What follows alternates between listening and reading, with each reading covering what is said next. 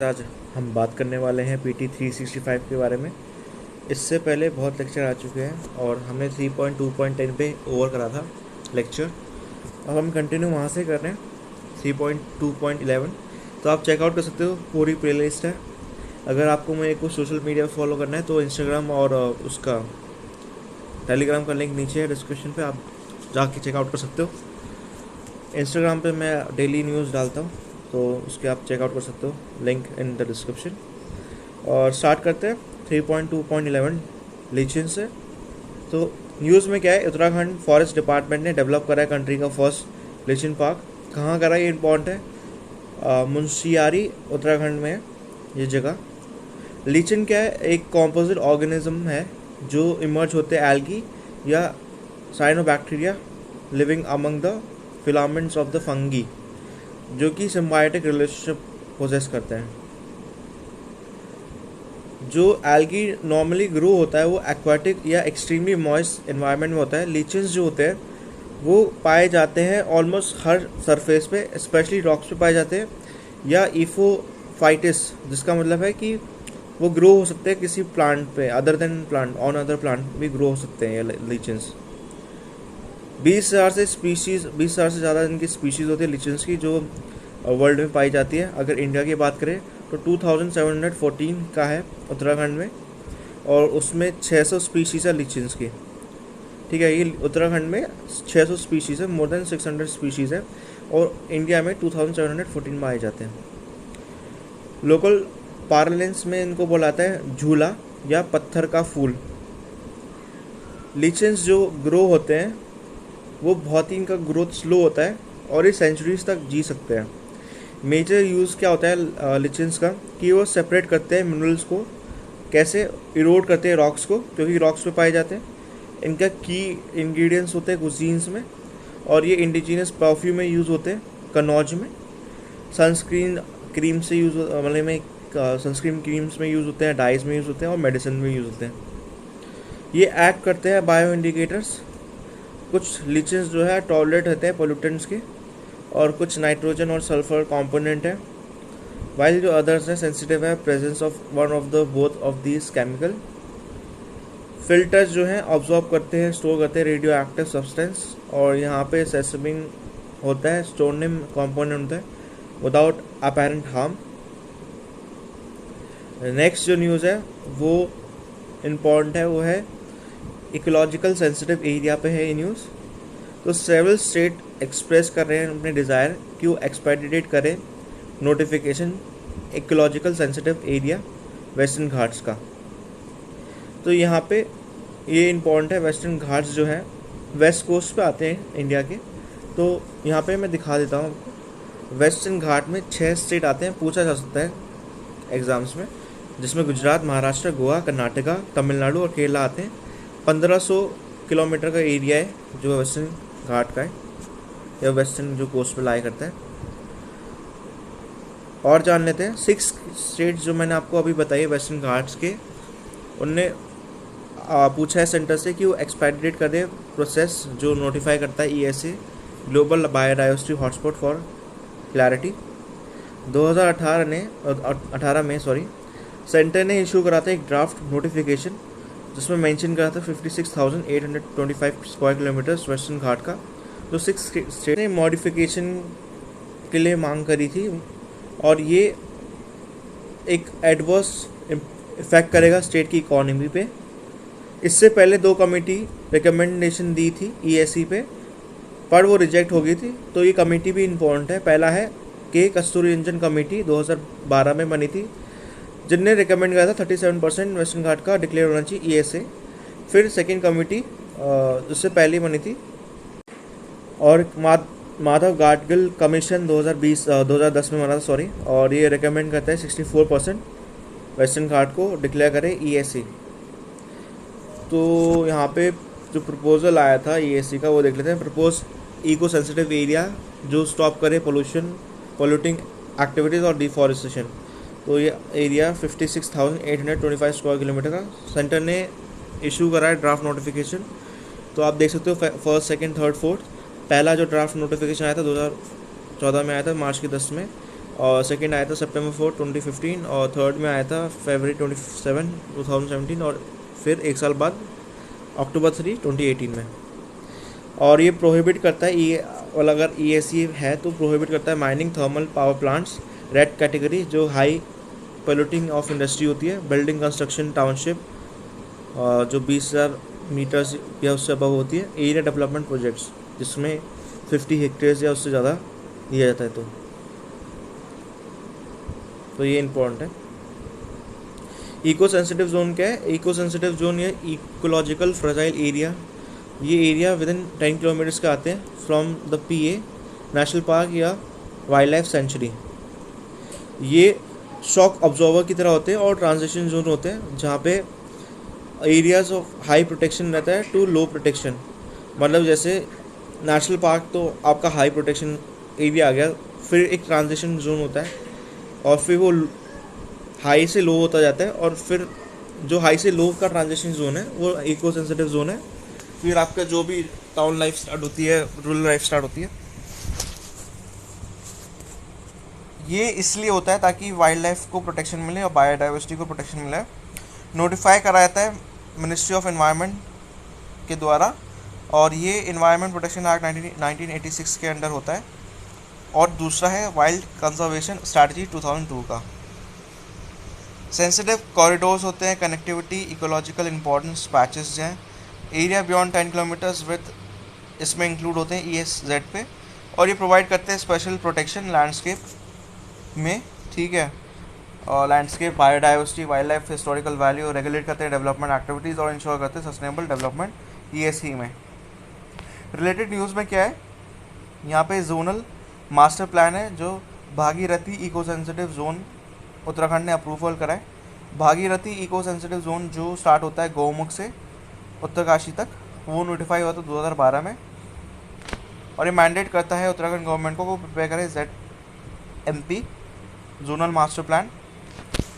ZMP basically watershed approach है जो include करती है governance, area of forest, wild life, watershed management और इरिगेशन चीज़ों पे। National board for wild life ये भी इम्पॉर्टेंट है, उसकी नॉट जो है रिक्वायर्ड नहीं है for certain categories of projects. सबसे पहला है railway projects, small scale development projects, जिसमें आता है construction over less than 20,000 square metres और under 25 megawatt capacity hydro power plant जो जिनको रिक्वायर नहीं है approval from NBWL sorry. Even अगर वो लोकेटेड है इको सेंसिटिव जोन में किसी भी नेशनल पार्क या वाइल्ड लाइफ सेंचुरी के। अगर बात करें provision wild life protection act 1972 के, तो कोई भी फॉरेस्ट्री, और यहाँ पे ये इम्पॉर्टेंट चीज़ है, कोई भी नॉन फॉरेस्ट्री एक्टिविटी जो हो रही है सेंचुरी या नेशनल पार्क में, वो रिक्वायर करती है क्लियरेंस स्टैंडिंग कमेटी NBWL से। NBLW है एक स्टैचुटरी बॉडी, NBAW का बता दूं national board for wild life statutory body है, वाइल्ड लाइफ प्रोटेक्शन एक्ट 1972 के अंडर आता है, और ये एजुडिकेट करती है इंडस्ट्रियल प्रोजेक्ट्स पे, रोड डाइवर्जन पे, और ये इनरोच करती है प्रोटेक्टेड एरियाज़ पे PA और या ESZ फॉरेस्ट का। इसका जो चेयरमैन होते हैं वो यूनियन एनवायरनमेंट मिनिस्टर होते हैं, ठीक है। नेक्स्ट जो न्यूज़ है ये भी इम्पॉर्टेंट न्यूज़ है, ये आ रही है आपका असम से, नॉर्थ ईस्ट में आ जाते हैं दहिंग पटकाई, बहुत इंपॉर्टेंट है। असम गवर्नमेंट ने डिसाइड कराया कि वो अपग्रेड करे दहिंग पटकाई वाइल्ड लाइफ सेंचुरी को नेशनल पार्क में। तो ये रिपोर्ट आ रही है अपग्रेडेशन क्यों, क्योंकि ताकि प्रोटेक्शन मिले सैंक्टिटी को Dehing Patkai wild life sanctuary from coal और oil mining exploration. Wild life sanctuary protect area होती है और वहाँ पे कुछ एक एक्टिविटी परमिट होती है, बट ह्यूमन एक्टिविटी अलाउड नहीं होती नेशनल पार्क में, समझ रहे हो, ये थोड़ा डिफरेंस है। ये वाइल्ड लाइफ सेंचुरी में कुछ एक्टिविटी परमिट है, बट नेशनल पार्क में कुछ भी अलाउड नहीं है, ह्यूमन एक्टिविटी कुछ भी अलाउड नहीं है। इसकी लोकेशन आप देख लो, असम के पूरा ईस्ट में जाती है, आई थिंक ये अरुणाचल प्रदेश के आसपास है, बॉर्डर पे ही होगी दहिंग पटकाई, और ज़्यादा जूम नहीं हो पा रहा। दहिंग पटकाई सेंचुरी के बारे में जान लेते हैं। असम में हमने देख लिया, इसको बोला जाता है अमेज़न ऑफ ईस्ट, और दहिंग जो नाम दिया है वो रिवर पे है जो आती है और फॉरेस्ट के थ्रू, मतलब फॉरेस्ट के थ्रू निकल जाती है। और पटका एक हिल है जो फुट पे आता है उधर सेंचुरी के। ये रेन फॉरेस्ट है और ये एक ही रेन फॉरेस्ट है जहाँ पे बड़ी जगह ये स्प्रेड है, जैसे तिनसुकिया, देबागू, सेवा सागर, ये 3 डिस्ट्रिक्ट हैं असम के, और ये स्ट्रेच करती है अरुणाचल प्रदेश पे भी। तो ये सेंचुरी कवर करती है 3 पार्ट को। पहला है जयपुर, सेकंड है ऊपर दिहाइंग रिवर, और थर्ड है जीरोक रेन फॉरेस्ट। इस सेंचुरी पार्ट है दिहाइंग पटकाई एलिफेंट रिजर्व, ये बहुत इंपॉर्टेंट पॉइंट है। और इसी के साथ ही स्टिलवेल रोड भी है, और पुरानी रिफाइनरी एशिया की दिग्बॉय, और ओपन कास्ट कोल माइनिंग है लीडो में। फौना की बात करें तो यहाँ पे कुछ स्पीशीज़ है, कुछ एनिमल्स है जो हम देखेंगे। पहला है मलयालम सन बियर, सेकंड है crab eating mongoose, binturong, marble cat, golden cat, fishing cat. Fishing cat के हमने अभी इससे पहले ही देखा था, इससे पहले वाला लेक्चर में, तो वो आप चेकआउट कर सकते हो। क्लाउडेड लेपर्ड, और कॉमनली जो मैमल्स हैं यहाँ पे बार्किंग डियर है, एसमीस मकाऊ है, कैपेट लंगूर है, ट्रीज श्योर है, और फार्म्ड हुलुक गिबन्स है। नेक्स्ट जो न्यूज़ है वो है पन्ना टाइगर रिजर्व से। पन्ना टाइगर रिजर्व इंक्लूड हुआ है world network of biosphere reserve under man and the biosphere map programme के अंडर। पन्ना टाइगर रिजर्व के बारे में जान लेते हैं। ये सिचुएटेड है विंध्यास रेंज में, जो कि पड़ता है Confluence of Deccan peninsula, upper Gangetic plain और सेमी एरिड गुजरात राजपूताना, जो रिफ्लेक्ट करता है 3 इन्फ्लुएंशियल बायो जोग्राफिकल रीजन। पन्ना नेशनल पार्क फॉर्म हुआ था 1981 में, और 2011 में पन्ना को नोटिफाई करा था biosphere reserve union ministry of environment forest के द्वारा। पन्ना 3rd बायोस्फीयर रिजर्व है जो इंक्लूड हुआ है इसमें world network of biosphere reserve from, और ये मध्य प्रदेश से हुआ है। इससे पहले पंचमारी और अमरकंटक हुए थे। जो रिवर फ्लो होती है वो है केन, वो फ्लो होती है साउथ से टू द नॉर्थ इस रिजर्व से होते हुए। फौना की बात करें तो टाइगर के अलावा यहाँ पे अपार्ट फ्रॉम टाइगर्स यहाँ पे बड़े सारे एनिमल्स रहते हैं, जैसे लेपर्ड, नीलगाय, चिंकारा, चित्तल, राष्ट्रीय स्पॉटेड कैट, पॉक्यूपाइन, सांबर। यहाँ पे घड़ियाल भी दिखते हैं। घड़ियाल का बेसिकली क्रोकोडाइल्स होते हैं, और बट उनका जो स्नॉट होते हैं, मतलब उनकी नाक जैसे समझ लीजिए बहुत लंबी होती है। बहुत इमेज देखोगे समझ में आ जाएगा, बहुत ही ज़्यादा पैनी होती है उनकी नाक। सेकेंड है मगर्स, ये भी मार्श क्रोकोडाइल्स है लेकिन मार्श रीजन में रहते हैं और रिवर केन में रहते हैं। अब मैप के बारे में बात करते हैं। Man and the biosphere programme, ये इंटर गवर्नमेंटल साइंटिफिक प्रोग्राम है जो एम करता है एस्टैब्लिश करता है एक साइंटिफिक बेसिस, इन्हांस करता है रिलेशनशिप लोगों और उनके बीच में और एनवायरनमेंट के बीच में ये करता है। यहाँ पे यूनेस्को की बात करें तो ये इंटर गवर्नमेंटल स्ट्रक्चर है जो प्रोवाइड कर रहा है map with in a framework, जो हेल्प करता है नेशनल गवर्नमेंट, सपोर्ट करता है प्लानिंग, इम्प्लीमेंटेशन, रिसर्च, ट्रेनिंग, और यहाँ पे टेक्निकल असिस्टेंस और साइंटिफिक एडवाइस देते हैं। तो यूनेस्को इसलिए इम्पॉर्टेंट है मैप के लिए। पार्टिसिपेटिंग कंट्रीज जो इस्टेब्लिश करती है मैप का नेशनल कमेटी, वो इंश्योर करती है maximum national participation international programme में, और डिफाइन करती है, इम्प्लीमेंट करती है कंट्रीज़ की एक्टिविटी। अब मैप की फंडिंग की बात करें तो यहाँ पे रेगुलर बजट जो यूनेस्को का होता है वहाँ से इनकी निकलती है फंडिंग, और मोबिलाइज करती है फंड एंड ट्रस्ट जो कि मेंबर स्टेट्स के थ्रू निकलती है, बायलैटरल मल्टीलैटरल सोर्सेज, और एक्स्ट्रा बजटरी फंड्स जो प्रोवाइड करती है कंट्रीज़। प्राइवेट सेक्टर और प्राइवेट इंस्टीट्यूशन होते हैं। मैप एक्टिविटीज़ जो होते हैं, मैप रिलेटेड एक्टिविटीज़, वो नेशनली फाइनेंस्ड होती है। अब इंपॉर्टेंट चीज़ है बायोस्फीयर रिजर्व्स क्या होता है। हमने इतने बारे में बात कर लिया बायोस्फीयर रिजर्व के बारे में, जो 3rd बायोस्फीयर रिजर्व में इंक्लूड हुआ था, उसके मतलब है क्या।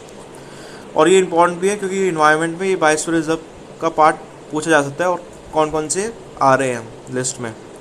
तो बायोस्फीयर रिजर्व एक साइट है जो इस्टेब्लिश करी गई थी यूनेस्को मैप प्रोग्राम, और ये प्रमोट करते हैं sustainable development based on local community और साउंड साइंस के बेसिस पे। World network of biosphere reserve एक यूनिक ग्लोबल नेटवर्क है बायोस्फीयर रिजर्व का, जो कि लिंक करता है सस्टेनेबल डेवलपमेंट और बायोडाइवर्सिटी कंजर्वेशन को। प्रेजेंटली बात करें तो 18 नोटिफाइड बायोस्फीयर रिजर्व्स है इंडिया में, जिसमें 12 रिकग्नाइज है मैप के अंडर, मैप प्रोग्राम के under. Biosphere reserve 3 main functions का होता है। एक तो है कंजर्वेशन ऑफ, मतलब की 3 मेन फंक्शंस है, कंजर्वेशन बायोडाइवर्सिटी के और कल्चर डाइवर्सिटी। सेकेंड है economic development, socio economic, culture और एनवायरमेंटल सस्टेनेबल। थर्ड है logistic support underpinning development through research, monitoring, education and training. तो यहाँ पे भी आप देख सकते हो 3 मेन जोन जो है बायोस्फीयर रिजर्व के, human settlement, research, education, training, tourism. तो यहाँ पे कोर जोन है जो आप ग्रीन में देखते हो, बफर जोन है, और फिर ट्रांजिशन जोन है।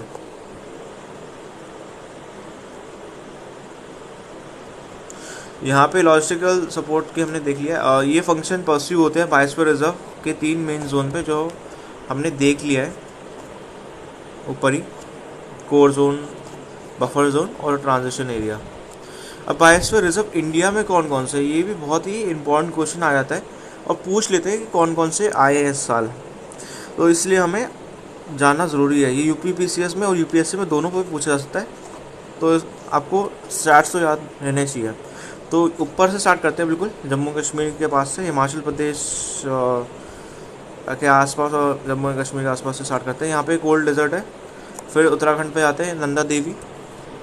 फिर हम वेस्ट पे जा रहे हैं, जहाँ पे गुजरात के पास रन ऑफ कच्छ, ये भी बायोस्फीयर रिजर्व है। फिर हम जाते हैं मध्य प्रदेश, जो है मध्य प्रदेश में पन्ना है।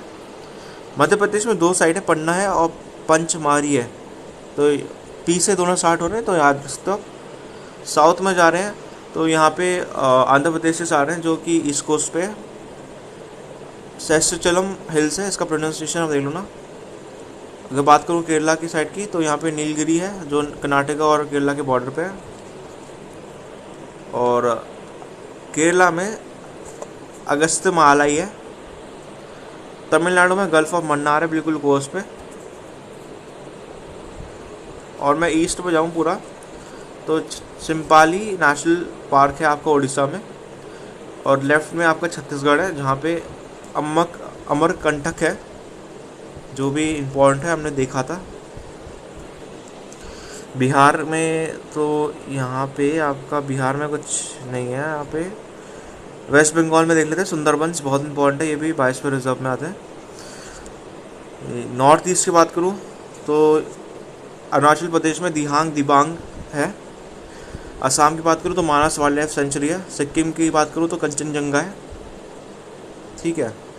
और बस ये कुछ इम्पॉर्टेंट है जो हमने कवर कर लिए। ग्रेट निकोबार में देख लेते हैं, ये भी यूटी में जा रहे हैं। अंडमान निकोबार आइलैंड, अंडमान ऊपर है, निकोबार नीचे है, तो यहाँ पे ग्रेट निकोबार में है, ठीक है। ये साइट्स इंक्लूड है मैप पे भी यूनेस्को की, तो ये बहुत ज़्यादा इम्पोर्टेंट बन जाती है। तो नेक्स्ट जो पार्ट है वो है new rules to regulate exotic animal trade. ये इम्पोर्टेंट है।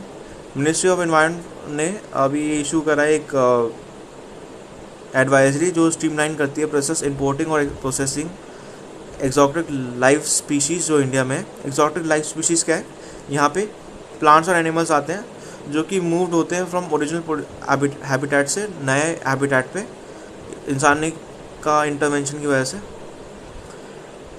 यहाँ पे नए रूल्स में जो ओनर्स और पोजेसर हैं कुछ एनिमल्स या बर्ड्स का, वो रजिस्टर होते हैं और वो स्टॉक रजिस्टर कराते हैं with chief wild life warden के साथ, जो स्टेट्स के होते हैं। Currently director general of foreign trade overseas करता है स्टेट को। वाइल्ड लाइफ डिपार्टमेंट जो है प्रिपेयर करता है एक इन्वेंटरी स्पीशीज़ का, जो कि उनके पास राइट ये भी है कि वो इंस्पेक्ट कर सकते हैं फैकल्टी जो ट्रेड हो रहे हैं।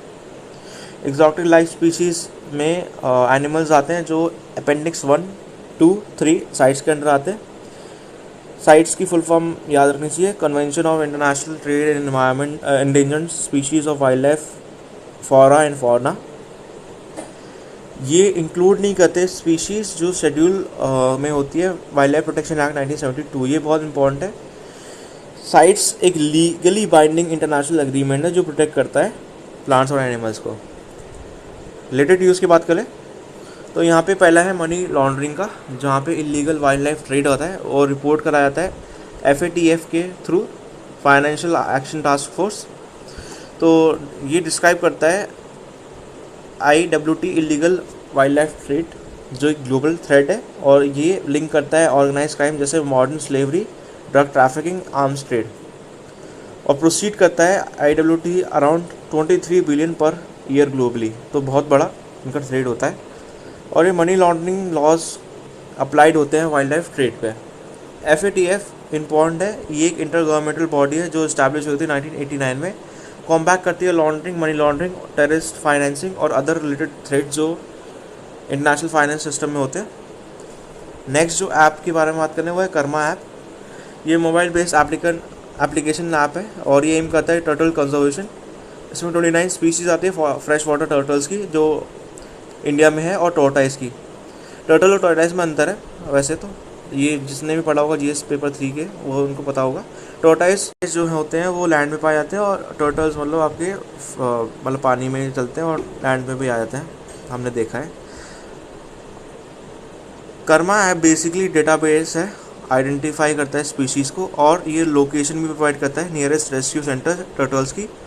डेवलप किसके थ्रू करा गया था ये इंपॉर्टेंट है, Indian turtle conservation action network, और कोलैबोरेशन था टर्टल सर्वाइवल अलायंस, जिसमें इंडिया और वाइल्ड लाइफ कंजर्वेशन सोसाइटी भी है। ठीक है। नेक्स्ट जो न्यूज़ है वो है ऑपरेशन थंडर 2020, बहुत इंपॉर्टेंट है। ये कोऑर्डिनेशन था इंटरपोल और वर्ल्ड कस्टम ऑर्गेनाइजेशन के साथ, और मंथ लॉन्ग ऑपरेशन था ये, सितंबर से अक्टूबर तक, जो कि 103 कंट्री ने करा था अगेंस्ट एनवायरमेंटल क्राइम। इसमें बड़े सारे series of thunder operation carried out हुए थे 2017 से एनुअली। पार्टिसिपेटिंग कंट्रीज जो यहाँ पे थी इसमें फोकस करा था स्पीशीज़ को, ताकि उनको प्रोटेक्शन मिले under conservation on the international trade in endangered species of wild life, fauna and flora. Important बहुत है ये, समझ रहे हो। तो नेक्स्ट है 3.2.16। तो यहाँ पे सेंट्रल जू अथॉरिटी का न्यूज़ है। Ministry of environment, forest and climate change ने रिकॉन्स्टिट्यूट कर रहा है सेंट्रल जू अथॉरिटी। वो इंक्लूड कर रहे हैं expert from school of planning and architecture जो दिल्ली में बेस्ड है, और मॉलिकुलर बायोलॉजिस्ट। CZA क्या है, सेंट्रल जू अथॉरिटी, ये इंपॉर्टेंट है। ये स्टैट्यूटरी बॉडी है wild life ministry of environment, forest and climate change के अंडर इस्टेब्लिश हुई थी, और ये कॉन्स्टिट्यूट हुई थी 1992 में under wild life protection act 1972। ये कॉन्स्टिट्यूट करता है union ministry of environment, forest and climate change as a chairperson. उसमें 10 मेंबर्स होते हैं और एक मेंबर सेक्रेटरी होता है। CZA एक कॉम्प्लीमेंट करता है और ये स्ट्रेंथन करता है नेशनल एफर्ट्स को, ताकि वो कंजर्वेशन करे रिच बायोडाइवर्सिटी जो कि कंट्री की है, पर्टिकुलरली फौना जो है एज पर नेशनल जू पॉलिसी 1998। सेकेंड है, ये इन्फोर्स करता है मिनिमम स्टैंडर्ड्स जो नॉर्म्स होने चाहिए, जहाँ पे हेल्थ केयर देखा जाते हैं एनिमल्स के इंडियन जू में, और उनको कंट्रोल करते हैं।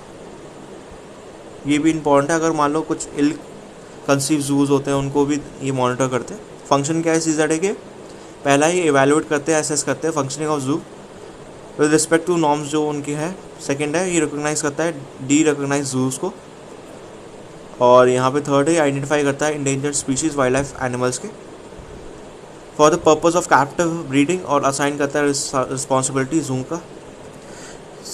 फोर्थ पॉइंट है कि कोऑर्डिनेट करता है acquisition, exchange and loaning of animals for breeding purpose. Last है कि इसका पर्पस ये है टेक्निकल रहता है, और जो भी असिस्टेंस होती है जू की प्रॉपर मैनेजमेंट और डेवलपमेंट की साइंटिफिक लाइंस पे होना चाहिए। रिलेटेड न्यूज़ की बात करें तो यहाँ पे नंदनकानन जूलॉजिकल पार्क है, इंपॉर्टेंट है, भुवनेश्वर में है। भुवनेश्वर आपका उड़ीसा में है, कैपिटल है भुवनेश्वर, और ये नियर कंजिक लेक है। तो नंदनकनन जूलॉजिकल पार्क NZP कंजिक लेक के पास है। फर्स्ट जू है इंडिया में जिनने ब्रीड करा है वाइट टाइगर और मैनलिस्टिक टाइगर को, और ये ओनली कंजर्वेशन ब्रीडिंग है जो हुई है इंडियन पंगोलियन की वर्ल्ड में। ठीक है। रिसेंटली एनजेडपी ने रिवाइज करा है इनोवेशन और इनोवेटिव प्रोग्राम जैसे अडॉप्ट एन एनिमल, वो मोबिलाइज करता है रिसोर्सेज फॉर एनिमल्स। जब कोई अडॉप्ट करता है एक एनिमल को या बर्ड को, वो कंट्रीब्यूट करता है और वो जाता है फंड में, और यहाँ पे रिनोवेशन होता है और इंक्लोजर इन्रिचमेंट होता है। लास्ट जो पॉइंट है इसका, उसके बाद हम लेक्चर को ओवर करने वाले हैं। तो ये है मैनेजमेंट इफेक्टिवनेस एवेल्यूएशन रिपोर्ट, मी रिपोर्ट। इस रिपोर्ट में 146 नेशनल पार्क और वाइल्ड लाइफ सेंचुरी ने रिलीज़ करा है ये मी रिपोर्ट, और ये किसके द्वारा करी गई है? MOEFCC के द्वारा। तो मी एक असेसमेंट है जो कि देखता है नेशनल पार्क को और वाइल्ड लाइफ सेंचुरी को कि वो कैसे मैनेज हो रहे हैं, क्या वो प्रोटेक्ट कर रहे हैं अपनी वैल्यूज़ के हिसाब से, और गोल्स और ऑब्जेक्टिव जो हो रहे हैं मीट हो रहे हैं कि नहीं हो रहे हैं। असेसमेंट प्रोसेस जो होता है इंडिया में, वो इनके थ्रू होता है NPNWLS, जो कि अडॉप्ट हुआ है from IUCN world commission on protective areas framework of ME. और ये होता है कुछ एलिमेंट्स में, जैसे context, planning, inputs, process, outputs, outcomes. ME enable करता है सपोर्ट जो कि होता है अडेप्टिव अप्रोच मैनेजमेंट पे। सेकंड है असिस्ट करता है इफेक्टिव रिसोर्स एलोकेशन पे। थर्ड है प्रमोट करता है अकाउंटेबिलिटी और ट्रांसपेरेंसी। फोर्थ है इन्वॉल्व करता है कम्युनिटी और बिल्ड करता है कॉन्स्टिट्यूएंसीज को। फिफ्थ है प्रमोट करता है values of NPNWLS। Me increase कर रहा है अपनी अवेयरनेस किसके थ्रू?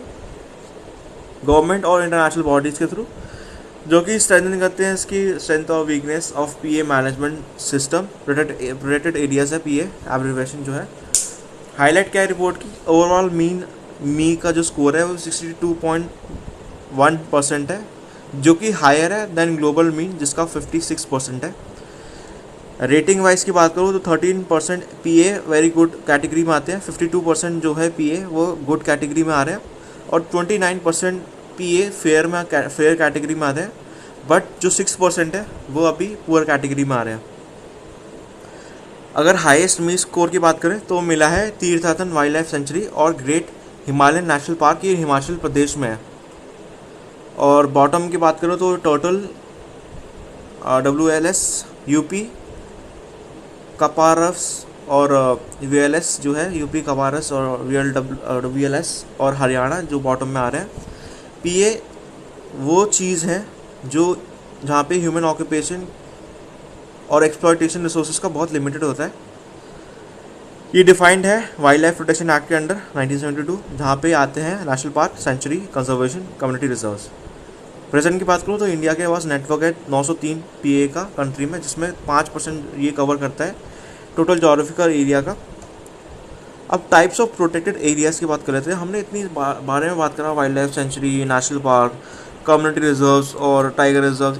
इनका मतलब क्या है इसमें आपको क्लियर हो जाएगा, ठीक है। वैसे तो आपने जितने भी लोगों ने देखा होगा ये लेक्चर, मैं एज्यूम कर रहा हूँ कि आपने कम से कम GS पेपर 3 मतलब इन्वायरमेंट का आपने पोर्शन कम से कम पढ़ा होगा, उसके बाद आप ये देख रहे हो तो आपको अच्छे से समझ आएगा। पर उन लोगों के लिए भी जिनका नॉलेज अभी भी कच्चा है, इसको देखने के बाद आपका पूरा सीमेंट हो जाएगा नॉलेज।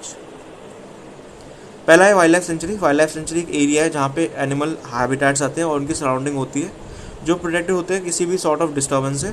सेकंड है कोई भी एरिया अदर देन जो एरिया कॉम्प्राइज है रिजर्व फॉरेस्ट या टेरिटोरियल वाटर्स में, वो नोटिफाई कराया जाता है स्टेट गवर्नमेंट के through under wild life protection act 1972।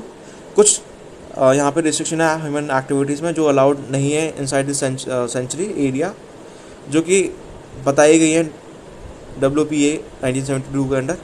India में 500 से ज़्यादा वाइल्ड लाइफ सेंचुरी है, और हमने यही पढ़ा है कि ये डिस्काई पटकाई वाइल्ड लाइफ सेंचुरी था, लेकिन वो अब अपग्रेडेशन मांग रहा था। अभी इससे हमने पहले ही न्यूज़ में देखा है। नेशनल पार्क की बात करें, नेशनल पार्क एक पार्क है जो कंजर्वेशन पर्पज़ के लिए बात करता है और ये प्रोटेक्ट करता है वाइज अवा protection in wild life century. Wild life protection act 1972 state government को पावर देता है कि वो डिक्लेयर कर सकते हैं कुछ एरियाज़ को नेशनल पावर, और यहाँ पे कोई भी ह्यूमन एक्टिविटी अलाउड नहीं है इनसाइड नेशनल पार्क एक्सेप्ट जो परमिट है चीफ वाइल्ड लाइफ वार्डन के थ्रू जो स्टेट के है, और ये कंडीशन भी दिए गई है WPA 1972 के अंडर। इंडिया में 100 से ज़्यादा नेशनल पार्क है। कम्युनिटी रिजर्व और कंजर्वेशन रिजर्व की बात कर लेते हैं। इस कैटेगरी में प्रोटेक्टेड एरिया जो डिफाइंड है वाइल्ड लाइफ प्रोटेक्शन एक्ट 1972, और इसमें एक और चीज़ आती है wild life protection amendment act 2002 का जो इंट्रोड्यूस हुआ था, वो इम्पॉर्टेंट है। ये इनहेबिटेड एरिया है जहाँ पे ये एक्ट करता है बफर जोन, और ये कनेक्ट करता है migration corridor between national park, wild life century reserve and protected forest of India. कुछ लैंड प्राइवेटली ओन भी रहती है इसमें।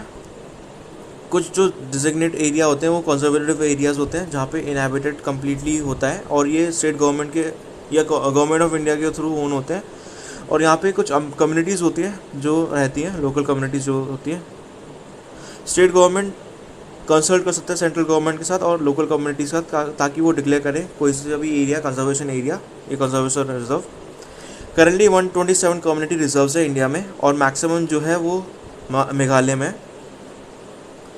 टाइगर रिजर्व की बात करें तो ये एक नेशनल पार्क या वाइल्ड लाइफ सेंचुरी में कंसिडर करा जाता है और प्रोटेक्ट करते हैं टाइगर्स को, और ये गवर्न होते हैं प्रोजेक्ट टाइगर के अंडर, जो कि एडमिनिस्ट्रेटर होते हैं नेशनल टाइगर कंजर्वेशन अथॉरिटी के अंडर। टाइगर रिजर्व्स कंसिस्ट करते हैं कोर या क्रिटिकल टाइगर हैबिटेट जो कि मैनेज होते हैं अगर कोई वायलेशन होता है इनवायलेटेड एरिया और या बफर जोन या पेरिफेरल एरिया, वो इमीडिएटली अब्यूट करता है कोर एरिया को, जो कि एक लेसर डिग्री होता है हैबिटेट प्रोटेक्शन का। करंटली 50 टाइगर रिजर्व्स हैं इंडिया में। मरीन प्रोटेक्टेड एरियाज़ की बात कर लेते हैं। मैप प्रोटेक्टेड एरियाज़ MPA के बारे में बात कर लेते हैं। मरीन प्रोटेक्टेड एरियाज़ एसेंशियली एक स्पेस है ओशन में जहाँ पे ह्यूमन एक्टिविटीज़ स्ट्रिक्टली रेगुलेट होती है दैन द सराउंडिंग वाटर्स। ये similar to parks and on land की बात कर रहा है। इन प्लेसेस में स्पेशल प्रोटेक्शन दी जाती है नेशनल और हिस्टोरिक मरीन रिसोर्सेज को by locals, territorial, native, regional और नेशनल अथॉरिटीज़। बायोस्फीयर रिजर्व एक इम्पॉर्टेंट रिजर्व है क्योंकि ये इंटरनेशनली डेजिग्नेट होता है यूनेस्को के थ्रू, जिसमें टेरेस्ट्रियल, मरीन और कोस्टल इकोसिस्टम आता है। बायोस्फीयर रिजर्व डिवाइड होते हैं 3 जोन में, कोर, बफर, ट्रांजिशन, और डिक्रीजिंग ऑर्डर पे होते हैं प्रोटेक्शन के। मतलब कोर में सबसे ज़्यादा होती है, फिर बफर में कम होती है और ट्रांजिशन में और कम होती है। 18 बायोस्फीयर रिजर्व है इंडिया में, जहाँ पे 13 जो है वो world network of biosphere reserve UNESCO का जो बेस्ड है मैप का प्रोग्राम के अंडर, मैप प्रोग्राम के अंडर आते हैं, जो हमने ऊपर देख लिया है।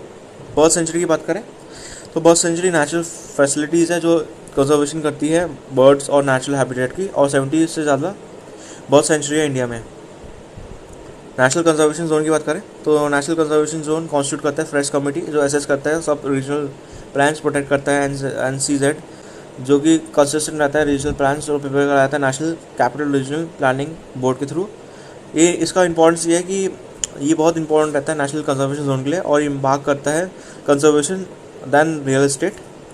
अकॉर्डिंगली कंस्ट्रक्शन अलाउड होती है 0.5%, और ये रीजनल रिक्रिएशन एक्टिविटीज़ यहाँ पे होती है जो जिनको अलाउ करता है, जैसे रीजनल पार्क्स, और स्ट्रिक्टली हटाता है कंस्ट्रक्शन ऑफ कमर्शियल, रेजिडेंशियल या टूरिज्म जैसी चीज़ों को, या रियल एस्टेट की भी इवन। नेक्स्ट जो पॉइंट है जिसमें कवर एंड करने वाले हम इसको है protected special agriculture zone PSAZ। Tamil Nadu government ने ये अनाउंस करा है कि कावेरी डेल्टा रीजन जो है उसको डिक्लेयर करा है प्रोटेक्टेड स्पेशल एग्रीकल्चर जोन, ताकि वो प्रिवेंट करें इम्प्लीमेंटेशन ऑयल एक्सप्लोरेशन प्रोजेक्ट का स्टेट राइस बोल में। कावेरी डेल्टा जोन कंप्राइज करता है तंजौर और बड़े सारे एरियाज़ जो आप पढ़ सकते हो, तिरुचुली डिस्ट्रिक्ट्स को, ये सारे डिस्ट्रिक्ट्स का नाम है कावेरी डेल्टा में।